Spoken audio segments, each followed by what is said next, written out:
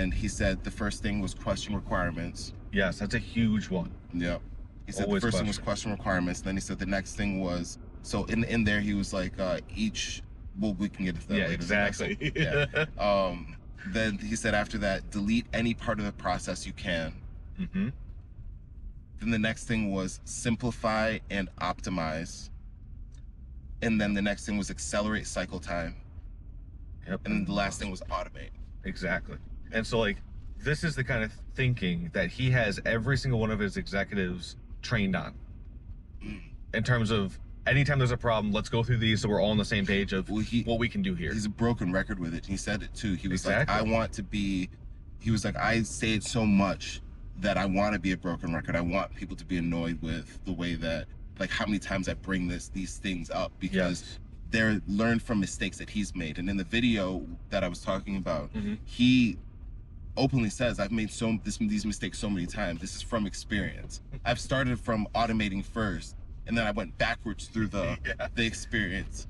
And then I was like, why am I even doing this? Right. And so when you do that enough times, you're like, no, I need everybody to know this. I need everybody to know this, because this is how we're going to build a successful company.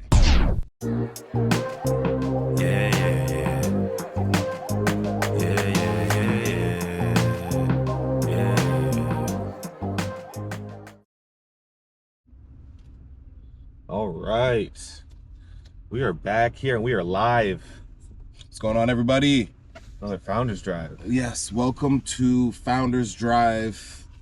Let's talk constants first. Constants. I think this is our 50th episode, by the way. The 50th episode. 50th. Look at that. Constants, man. We are taking up a stance on our security. We are beefing up all of our security around the entire platform to make sure that your data stays safe. And and just that we stay online for as long as we can. Okay. I mean, that's really where it comes down to, you know? I think that there's some other things around constants. We're making some updates to our calendar workflow on the entrepreneurship tools, and we're also making some updates to the landing page customization, personalization, and our onboarding. Yep. That's another thing, as well as the landing page. So there's some last updates that we'll be trying to squeeze through before the end of the year, before the end of 2025. Yeah. This is kind of like that time, right? Yeah. Just like making sure all your ducks in a row, make sure everything that we weren't able to get to for the last 11 months. Yeah, exactly.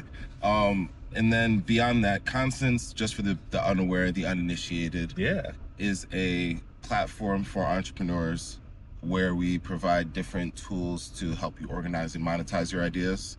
So if you're somebody who is a person that might have just gotten laid off, if you're somebody who is a student just looking to get some work experience but can't get that junior role because they don't exist anymore, if you're somebody who is curious about exploring your passion, you're in a job right now that kind of feels like it's not bringing the best out of you, but you want to explore other opportunities out there, then Constants is the product for you. Yes, it is. So it's designed around the idea that when we invest in our interests, when we monetize we can monetize our experience. When we look at ways to earn off of our experience, then there is just a different level of creativity. But then there's also the real thing is that that's where things are trending. There's so many things that are happening in the economy. I was talking to a friend. He writes resumes for people, and he's been doing that for years. He's very successful at it, but he's just been telling me that job growth is stagnant right now. Yep. And so in talking with him, it always brings me back to why we're doing this. And this is the direction that the economy is going. So Constants is a tool that's made for entrepreneurs that fit that mold, people that want to explore that. It's just so much more accessible nowadays. Yeah, I love that. Cool. We're gonna keep talking about that stuff. So yeah, the founder of this week, who is it? Well, if you haven't really seen this already, if you clicked on this episode blindly, then thank you for trusting us. But we're going to explore Elon Musk today, who is the quintessential entrepreneur of the age, closing in on $1 trillion of net worth at $700 billion right now after the Delaware courts said that his pay package must be reinstated. After the recent valuation of SpaceX, his net worth is continuing to skyrocket. I believe he is the richest person in the world at the moment. Yeah. I know it leapfrogs sometimes depending on, how that stuff works out, but at the moment... He's the richest person in modern history. Yes. They declare there's nobody, even Rockefeller wasn't valued as much with normalized... Taking into account with normalized... That's wild. Mm-hmm. That is, I think it's unfathomable to a lot of people, just the amount of wealth one person can have. Yeah. I think it's very interesting the way that it's played out, but I mean, we'll get into some of these things. Why don't we start at the beginning with Mr. Musk and go through the high-level timeline. The thing with Musk is there's so much information out there. We talked about this a little bit before too. There's this gap, or not this, well, there's this gap in most people that try to do the historical events because they become so outdated so fast because he's always doing new things every year and he has so many simultaneous projects that the minute you put out a biographical piece, it's missing key parts within 6 months to a year. Yeah, like the Delaware ruling just came through. Yeah. If he would have done this video 6 months ago, he would have lost $100 billion or whatever in personal wealth. So it's just like, it is interesting. And it's one of the things that we know we have to deal with all the time, especially when we cover founders who are still alive. Because they're still in charge of their industry and they're still making waves. Yeah. So but, let's get into it. Yeah. Getting down to like the timeline, right? Yeah. So he was born June 28th, 1971 in South Africa, in Pretoria. Yep. He was born to Elon Musk and May Musk into a wealthy family. They were wealthy, yeah. Yeah. At a pretty young age, it's something that I have seen in a lot of his interviews. He had this existential crisis around 12, 13, he says, where he was trying to discover the meaning of life, and he read through all of the major books, he says, the Bible, the Quran. He read through a lot of old philosophers. Yep. And he wasn't satisfied with a lot of what they came up with. Schopenhauer, Nietzsche, that the list goes on. He quotes this often. He talks about the Hitchhiker's Guide to the Galaxy being something that provided a lot of clarity for him. That's something that I want to talk about in the super secret episode of Founders Drive on Constance. But his early childhood was an interesting era for him. He wasn't the best student, from what I've gathered. I think he just wasn't challenged. Well, that's an interesting topic too, though. I don't know if I don't know if school ends up being the barometer for intelligence. Right. In the sense that, like, okay, he wasn't challenged as a kid in school. But even if he was challenged as a kid in school, is that predictive of the success that he's had after? Right. Yeah, probably not. I just see the schooling as like a, playing to that lowest common denominator, and I don't believe he was in that lowest common denominator. In terms of, having to teach 30 people at once, you can only go as fast as the slowest moving learner. And so I think that's a big part of it. I agree, though. I don't think that being good at school will necessarily say, oh yeah, this guy's going to be the richest guy in the world. And this is some interesting stuff, because in the super secret episode that we post on Constance, that's the one where I have some interesting takes on. For sure. On like just the development and how we view things in hindsight and in the moment. But cooking on that, fill in any gaps as well that you have on his childhood. But I don't think it was a very happy childhood. I think it was very chaotic, I would say. Just in terms of like, and more specifically get into the like just in terms of like his father owning up to the fact that he has multiple personalities, and those multiple personalities would come out in very chaotic ways. His father's multiple personalities, or his? Yes, his father. Okay. Where like Elon has multiple quotes where it's like, I could have understand my father's brilliance because he was a brilliant engineer, but he couldn't reconcile why there'd be these bits of rage that would come out, you know, and he would lay his hands on his family, and it was just like this really traumatic childhood, I think, that got Elon into a state of, I can just keep thinking about how to make things better, and then that like internal pressure, I feel like, put a lot of weight on him to say, okay, if I just kind of think my way out of these scenarios, you can kind of, I feel like I can see how his determination to learn more and that hunger to kind of get out of that situation comes from a very traumatic childhood. But It's traumatic's a very interesting word. exactly. I was just listening to an interview with Walter Isaacson. I read his biography over the course of like the last year. I like started and stopped a couple times. And he described Elon Musk as somebody with multiple personalities who would often tap into his demon 100%. mode and harness a lot of demons, which is, he also described as being heavily influenced by Elon Musk and the way that he handled his relationships there. I think that Elon Musk is a character in and of himself. Like when you listen to him talk, he's done Vlad interviews, he has a lot of questionable takes, and he has a lot of questionable actions. So I don't think that I don't think that it was a completely sunshines and rainbows all the way through. Right. I wonder how much Elon takes and reflects his father as well too. That's what I saw the Isaacson guy say, is that like those multiple personalities are, To be clear, I also think lineage thing. I also think everybody has multiple personalities. Oh, 100%. Just the amount of stark contrast. Yeah, between the becomes two. It's a problem Or when the it's multiple. like when it becomes a disorder, like when you can't organize your different personas in different situations Or control them in any. Yeah, and it works to harm your life and the Yes. people around you as opposed to developing it.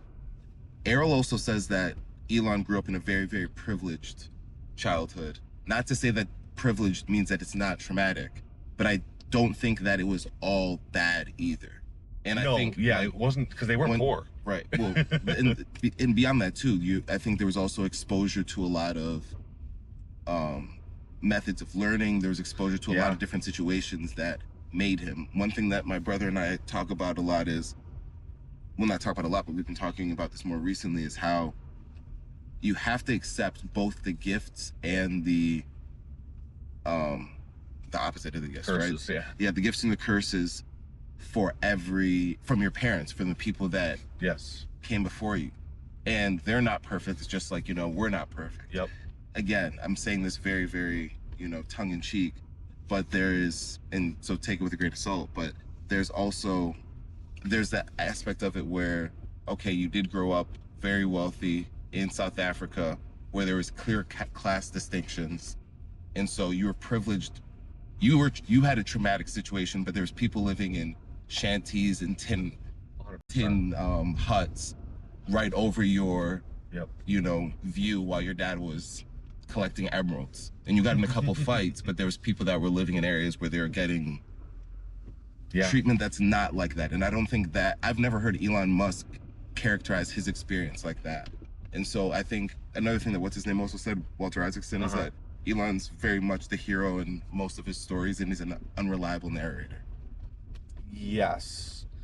I think it's interesting to call out the fact that it wasn't, I guess, radically bad as it could have been, especially in that area in that time. Yeah. I mean, the fact that your dad is an engineer does give you access to the things where he can then have the ability to teach himself how to code by the age of 12 and sell his first video game. Like, you don't just get that if you're in the slums, you know what I mean? And like, in the early 70s, exactly, early 80s. Exactly, right? Like, at 12, this would have been 82 or 83. Like, you have to have some means, and I believe they also had a live-in nanny. Yeah. So it was like, definitely had some means and allowed him to get, like you said, the access to a computer at such a young age that most people didn't even have, even access to in like the community. Yeah. That age. Yeah, and to be clear, I say this very much in the sense that we know that Elon talks a lot about the negative sides of his childhood and his upbringing and how that caused him to be the way that he is. But I think that there is the world where he was also extremely privileged, and he doesn't talk about that. Sure. And so that's why I'm like, there's a balance that I think that is worth covering. Yep. Because I think both parts make the person. In terms of like the traumatic stuff, he talks about how he went to like this wilderness camp and he was routinely bullied. Yes. He was like, they used to steal his food, and he lost a lot of weight early on. But then he also learned to fight for himself. He was like, if I just punch him in the face really quickly when they try to be mean to me, then that can, prevent a lot of further. Yeah, it's like an interesting thing, because like if that was your kid, you'd be like, don't go around punching people. Yeah. Like, well, one thing, and this is where it gets interesting. Elon Musk said at one time, he was like, Elon told a story about how his dad berated him in front of a friend, and Errol's the way that he recounted the story was that Elon called the guy stupid after he just lost his a parent or something like that. Yes. And he was like, you're not being sensitive. Right. So again, I think that there's like a nuance that we're never gonna find out. Right. It's kind of like everybody gets to tell their own stories, and somebody who's as prominent as Elon's story is gonna drown out other people. But then on the same token, Elon Musk is somebody who's had 2 kids with his stepdaughter. Yeah. And in the Walter Isaacson book, it talks a lot about how that the actions of his father caused a lot of disruption in the family. I mean, yeah, especially if, a lot of people have their father as like their first idol. Yeah. And so it's like seeing that action and then trying to justify, oh, this person that I think is a great man doing these things that I don't agree with. Me, etc. Yeah. How do you how do you, get that through your head? How do you process that in a way that's like, oh no, I'm still going to see him in that same light. Yeah. Yeah. So nonetheless, he just had a very interesting but complicated childhood. He was he read voraciously. I think his mother talks about that. Something we see with a lot of these founders.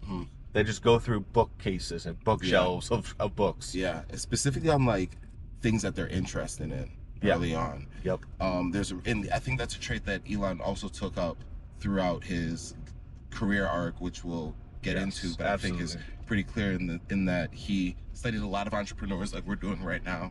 In fact, the Founders podcast that played an influence in the way that we're approaching this right now was influenced by Elon Musk, because in one of the early episodes he did a deep dive on Elon Musk, and he was like, oh, Elon learned a lot by finding mentors in the history books, like Ben Franklin, who's somebody that we covered, and a lot of different founders that came before him. I feel like founders and military personnel.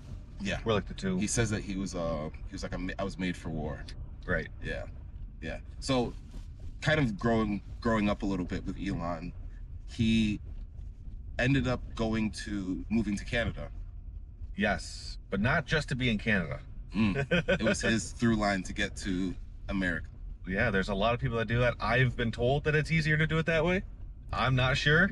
No comment. But in looking at that though, his mother had Canadian citizenship. Yep. And so the segue was pretty easy. And then when he moved over there, he was like, I'm not coming back. I'm staying over here. I think he went to Queen's University, which is a great institution. And then he transferred to UPenn in America, where he graduated with a degree in economics and physics, I believe. Dual degree, Yep. And then where are we at there? He was trying to get his PhD. So he went on to pursue his PhD, ended up dropping out within like 2 days to start the first company with his brother. Kimball, Zip2. Which was Zip2. Zip2. And Zip2 was, I don't know, for me, it was a huge success. Like reading that story and just like learning about Zip2. Zip2 was a city travel guide where people would digitize the information in newspapers and in the city around them. And they were able to get really big contracts with major publications. Like I think one of them was the New York Times. And then they had another one with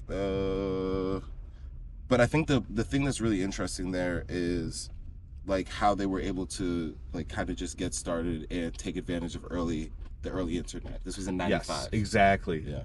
Yep. And so they actually ended up growing quite rapidly to the point where they sold it a couple of years later for a lot of money. Yes. I think it sold to Compaq or something like that was the company name. And this was in like that boom of the early internet for like 300 million. I think Musk netted around 20 something million from that. And that was the first sale.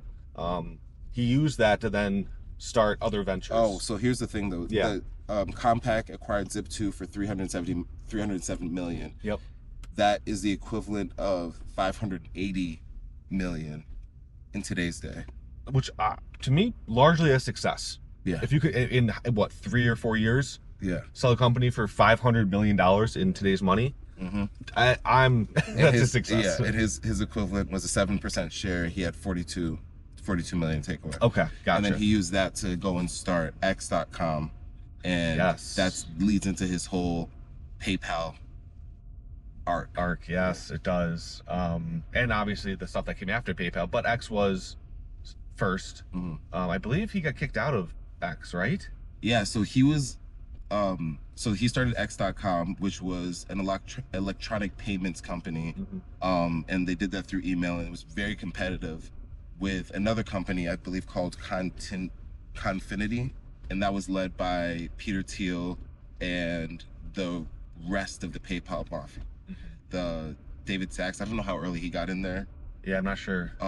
But nonetheless, they ended up basically merging together to avoid the competition and create a monopoly. We already know that Peter Thiel is an advocate for monopolies. Yes. And has a whole blue ocean strategy approach. But they ended up merging. Elon Musk became the CEO, and he was the largest shareholder. And then they had disagreements between each other, Musk and Elon. Musk was more favored with Musk and Elon. Musk and Thiel. Musk favored Microsoft Technologies. Thiel favored Unix, and I think that's like what they say, but it's like I'm sure that there was more friction there. And eventually they led a coup against Elon Musk and said, ousting him from his own company. They said, we don't want to play with you anymore. Like, we want you to leave, okay? And they put Peter Thiel as the CEO. Peter Thiel then focused on the PayPal service, renamed the company to PayPal, and PayPal became what it was. Yeah. It's funny, Elon says to this day, he was like, if they would have left me there, it would have been $1 trillion company by now. Yeah, and I think it's something else to note there is that Elon didn't go full scorched earth. Yeah. He kept those relationships good. He, didn't try and like sink that company that he was kicked out from, where I feel like most people would try and get some type of revenge, or they'd try and, do something vengeful. Yeah. And he didn't, and it allowed him to then stay close to those heavy hitters that came out of, the PayPal mafia. Yeah, it was smart. And it's like that relationship paid him down the road. Exactly. It's like really important to know when and when not to burn a bridge. And it's good that, like, you burn the boats, don't burn the bridges, right? Well, or to know when to do that. Yeah. There are times when you should burn the boats or the bridges. Yeah. But we'll keep the boat alive, right? but yeah, so that's a situation which makes I think it was like a really pivotal moment in his whole trajectory, that whole PayPal area, because not only I think did it connect him with so many of technology's leaders today, it also put him in a place where he got a huge payout that allowed him huge payout that allowed him to start funding a lot of the things that we're seeing today. And so, like, so the timeline was he got kicked out, and then was he reinstated back before they sold, or how does that timeline look? Because I do know he got paid from the PayPal sell. Well, he was still a shareholder. He was the largest shareholder still. He just wasn't an active employee. I don't know if he was due to, like, if he was he completely ousted? Was he completely? He wasn't completely because he had shares. Well, I mean, in terms of like an operational standpoint. Yeah, that's what I'm not sure about, because I do believe he got paid for it, and so I just don't know the actual minutia there. Yeah, so he had 11.72% of the company at that time. He received $175 million, which in those dollars, which is the equivalent of $310 million. That's a lot of money. It's a lot of money to start what he was starting right now. So it's weird. If he doesn't have Zip2, which was a good win. Yep. His dad was also was one of his later funders with a 10% round. But if he didn't have that and get a $300 million bankroll that he could invest and start SpaceX, go in, be an early investor in Tesla, then the whole arc looks very different. Yeah, the entire timeline is completely altered. Yeah. So okay. I don't, it's strange that, anyway. Anyway. This person like cut you off and then honked at you. Oh, man. This is one of the downsides. Are we getting gas right now? Gas, yeah. All right. This is one of the downsides of having to film with other people in the community who like They should just be respectful. And we'll tap back in a second. All right, we are back. We are back. We are gassed up. But we were, and that guy that cut us off, you know what I'm saying? Yeah, you should look. You should see him. Yeah, exactly. So you said, what? Hold up. We stopping the Founders Drive episode. But yeah, we were talking about how these successive wins with Elon Musk's early career set him up to be the richest person in the world now. Yeah.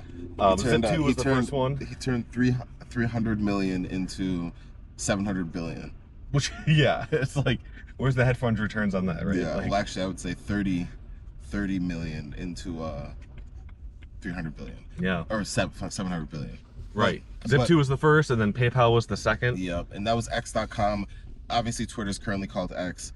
Yeah. Without getting, like bogged down in his timeline, because there's so many cool things that I think people don't cover that I would love for us to jump into. Yeah, exactly. But like zooming through a little bit, X.com, he sells that. He starts investing in, he formed SpaceX, and that was after he was working with the Mars Society, and then he was trying to find some ballistic missiles or something like that from Russia. Did go to Russia to try and buy ballistic missiles. Yes, and that was unsuccessful. Right. And he said, okay, I want to start a reusable rocket, a company that makes reusable rockets. Yeah. And this is what started with SpaceX. Now that's a whole podcast worth of content right there, because there's so many ups and downs in terms of failed launches. They started launching in like 2006. Right. And it took them a while before they like were successful, and then the whole reusable nature. Right now they're like doing launches almost like every day, it seems like. And in 2006, everyone said that's not possible. Yeah. Don't do that. Why are you chasing a fairy dream of trying to buy, build a reusable rocket? Yeah. And there was a lot happened there. But around the same time, he also got involved with Tesla. Yep. And there was two other founders. He was an early investor. I think he put up like $6 million, and he ended up becoming the largest shareholder very early on, even though he wasn't directly involved operationally. I think this leads to some people saying he didn't even start the company, he just bought his way in, but he was involved pretty early on, mostly with like product stuff, not really operationally. Right. But then there was a disagreement with how the current CEO at the time was running the company. Elon ended up taking over as CEO, and we see how where Tesla is today. Again, this is the thing with Elon. It's like that's a whole other arc too, talking about the whole growth in the story of Tesla. But then around the same time, he started like Solar City? Yeah, which is the precursor to the XAI company. Yep. Which is what he does now with Neuralink, right? And the chips that he uses for all those adventures. I think a little bit later, Neuralink was formed with its own mission to merge human consciousness with artificial intelligence. Right. There's the OpenAI segment, which is crazy. We talked about this a little bit in the Sam Altman episode that we had here. Yes, we did. But Elon Musk was a co-founder of OpenAI. To keep it open. And then obviously Sam Altman had a different vision for it and turned it into a massive company that we're seeing right now with huge amounts of influence. Yeah. But that was more I think the thing that gave rise to XAI, that allowed for that competition between how he thinks AI should be grown directionally versus OpenAI and Sam Altman and the way that they're approaching it. It's interesting. All of these companies have their own mission, but they all kind of feed into each other too. Yeah. Like he's also well known for taking people from one company that's doing well and putting them into the other ventures and spreading the wealth in that aspect, getting the smartest people he can on the most relevant problems that his empire has. Yeah. We kind of saw something like that at Rocket when we were there with Dan Gilbert. How so, do you think? In the sense that there was all of these companies that were very close together, and it wasn't as frequent, but there were some times when employees would move between the different formalized companies. That's true. Yeah, I don't feel like maybe Dan used it to his advantage as much as he could have. Specifically knowing that how much he does own. Yeah. It feels like there's so much talent in that network that he's just not taking advantage of. Why do you think that is? I don't know. I think it's probably because they're not in the same kind of hyper competitive market or industry that Elon is in, where the numbers, the margins, like there's a lot of things that are different between, you know, the number one real estate or mortgage lender in the world and the world's best, you know, I mean, he's a polyglot, right? Best EV car manufacturer, best reusable rocket manufacturer. Neuralink is out there. I mean, OpenAI that he had a stake in, that X is now doing a lot of like the Grok stuff, right? He's just so good at so many other things that he's also very close to the. He's like on the battle lines with the engineering aspect of it, and I think that might be one of the differences. Is that I don't know if, and also Dan Gilbert's not as involved with in the mortgage process, yeah. Yeah, but the thing that I'm interested in, or the thing that I'm getting at, is that I don't know if Dan could go into, or Dan during his time could go into Rocket and say, hey, you're a great engineer, I want to plug you over at SpaceX. Like, I don't know if that was where his mind was at, because he was a lawyer, banker, and he embraced technology. But he wasn't an engineer that could see, oh, your skill set is really valuable over here. He was more on the banking, the people side, and the operations, and it is a little bit of a different mindset, it feels like, too. And I don't know if it's the means of production that they're each using, but it does feel like one of them's a little bit more old school in the way that it's like, people okay, business, we have the old guard of people that are going to help me run this thing. Where Elon's like, yo, I'll pay $100 million for an engineer to get over here. Yeah. So something that was born out of SpaceX was Starlink, which is another company, another win, right? Which has will end up being north of $1 trillion company. Very basically soon, yeah. So the people that haven't used Starlink or are unaware of Starlink, they're a company where they have low orbit satellites that basically allow for communication, and it's satellite internet for like the easiest way of thinking about it. And again, that's just another company. We didn't talk about the boring company. There's so many. Yeah, but these are all like for specific purposes, and I think something that you talked about with like they all seem to have specific purposes. It seems that the more specific a purpose is for a company, the more companies that you can create, because that clarity allows for focused action, but then it also allows for freeing up the bandwidth because you're not really in a muddy area or muddy territory. Yeah, it's interesting. I think for me, it gets muddy when you're having to context switch so much. How do you, I mean, I know that a lot of the principles are similar, right, in terms of running the business, but the engineering feats are very vastly different between a rocket, a tunnel, an EV car, and a satellite. You know? It seems like one of those, and so he's somebody who routinely says that people wouldn't want to be me. Like, they wouldn't want to have the brain and the experience that I'm going through. And so, but the reason why I bring that up is because I wonder if when you go through those hard moments, if your vantage point just changes, like you view things differently, you understand intuitively how to run a company, several companies in parallel in the most efficient way. Does that make sense? It's almost like when you like learn how to walk, you could look back and be like, well, I don't know how I like would walk, I just kind of did it, and now I know how to do it. And now I can run. You know, it's like, that's interesting. Yeah, it could be just a thing that he's able to learn over time because he's putting himself in these situations to have to do that. Yeah. Otherwise, he's gonna sink. Yeah. And that'll bring it all out in somebody. JP Morgan said that in the last episode that we did. Yeah. He was saying that go as far as you can see, and then you'll be able to see more. Yep. And I think that might be one of those frames that applies to the situation.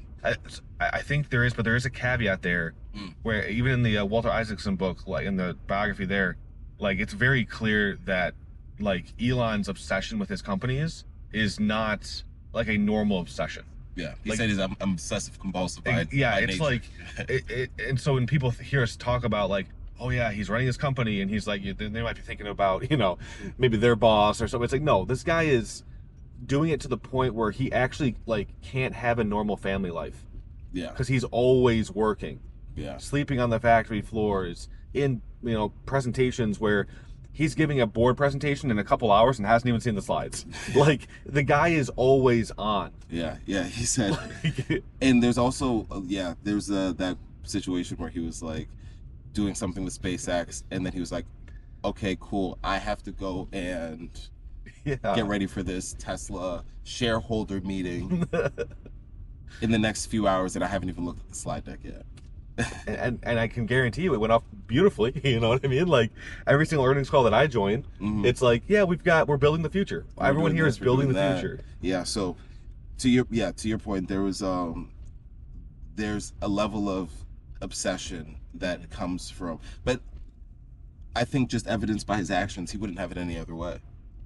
Exactly. I don't think he would, but I think that is a big reason why he says most people wouldn't want to be me. Yeah. You know, I don't know if I would want to be him either. Right. I'm very comfortable being yeah. So Neuralink, that's something, the Boring Company, X Corp. So that's like the last thing maybe we can kind of land the whole company. Oh yeah. Stuff. I was thinking that or Doge, you know, too. Yeah, that's true. So there's X. That was something that to me it seems pretty clear. Which part of it? X, like his or XAI? X, Twitter, the Twitter purchase. Oh, gotcha. Yeah, not X, not X.com, the first version, not XAI, the new company, but X.com. What do you mean by it made sense as a purchase? I thought it made sense as a purchase because Elon Musk was so active on there, and and there's so much public. He has access to. It's like a publication that has so many active viewers. It's like Jeff Bezos owned the Washington Post. Right. Mark Benioff owns Time Magazine. Right. Those aren't even close in comparison to X.com, formerly Twitter. Yeah. I think the biggest thing though was the fake numbers and the financials. There was multiple times where he tried to get out of the deal. Yeah. Like there was this one guy that he called. I think he was a really successful CEO in Silicon Valley. I think he worked at eBay, but Elon Musk called this guy to ask how he could go about the deal. He was like, should we get out of it?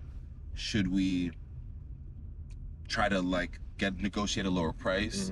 Or should we just go through with it as is? And the guy did some analysis, and he was like, honestly, like, even though it seems like they're kind of fudging this stuff, it's like they're not, like, they haven't done anything enough to nuke the deal. And that's not something Elon wanted to hear. And so he was like, interesting. Yeah. Okay. So they kind of like, he told the guy to get lost. And the guy was like, he was one of the guys who's like, look, I'm way too successful in my life to like have you talk to me like that. So I'm good. Oh, wow. It was like said in a more poetic way, in like a more punchy way. But he was basically like, fuck it, I'm fine. I'm good. So but there was a lot of going back and forth, and Walter Isaacson talks a lot about that. But Elon's also a showman. And he knows that too. There was early in the Zip 2 days, there was that story where they dressed up the tower in like this casing that made it look like it was a supercomputer, so that way investors would think that they were way ahead of their time. Yep. The showmanship sells, right? The showmanship sells. And so part of it is also just thinking about Elon and not taking everything he says at face value, is how much of it is the show. He's also he's also a mentee and a really good friend of Larry Ellison, another person that we've covered. That whole network is very well connected. Right. It seems like. But Larry Ellison was one of the first investors in the Twitter buy. Right. Exactly. And it was like a no questions asked type thing. I think how much you want, $1 billion? Sure. He's like, I got you. He's like, what do you need, man? He's like, I try. But he's also like that winning mentality. Like, let's go to work, compete. And so when I think of Elon and his influences, I don't think he's above dressing things up to make the sale before he has whatever he has, before he has like the actual product. I would agree with that, and I think it definitely goes deeper than that too. To get the returns that he's been able to get for the companies that he's running, not only do you have to do the showmanship, but there's also a decision framework that he's applying to almost every single thing he does that, you know, we've seen in multiple different, you know, lights in terms of how he applies it and how other people are interpreting how he applies it. But I think that's going to be really cool to jump into in the super secret of like breaking down that decision framework. Well, why don't we give an overview of the decision framework now, and then we can jump into the details when we jump into that super secret. Yeah, that sounds great to me. Yeah, so and we'll save the Doge stuff and all that for another era. That's like politics. We're talking about business here, right? Sure. But the decision framework. Do you have it off the top of your head, or do you want to? I think there's like 5 or 6 steps that I believe they have an order to them, but I might not get the order right off the top of my head. So he calls it the algorithm. And was it him calling it that, or was it Walter calling it that? Walter did. You know, I couldn't tell. I was watching a video. Yeah. Because I like read up about it. It's just his algorithm, his decision making framework.